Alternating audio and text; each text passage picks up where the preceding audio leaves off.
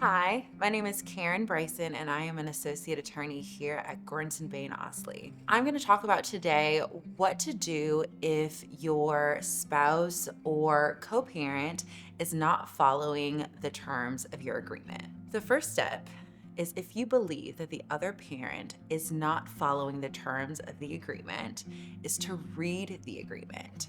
Make sure that you fully understand the terms and the obligations of the other party. Next, it's really important to reach out to your co parent and make sure that they understand the terms of that agreement. You get to decide whether or not you would like to address some of these issues directly with your co parent or if you would like to pursue legal action. Some of your legal options could be filing an enforcement action. That would be to enforce the terms of the agreement as they are written. Or you could file what's called a modification action. This is to modify the terms of the agreement if those terms are no longer working for your family. Some of the pros of an enforcement action is that you get to compel the other parent to comply with the terms of that order.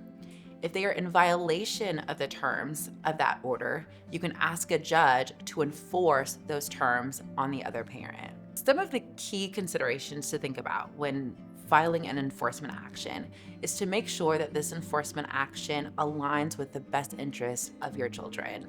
For example, if the violations that the other parent may be making are relatively minor, I want you to consider the cost effectiveness of filing an enforcement action. If violations persist, it's really important that you start to gather evidence to support your case. Evidence in a case like an enforcement action is really important for it to be in writing. Things like text messages, emails, or other correspondence with your co-parent of them either admitting to doing things they were not supposed to be doing or their refusal to do things that they're otherwise obligated to do. If you feel safe and comfortable, try to discuss options for resolution with your co-parent.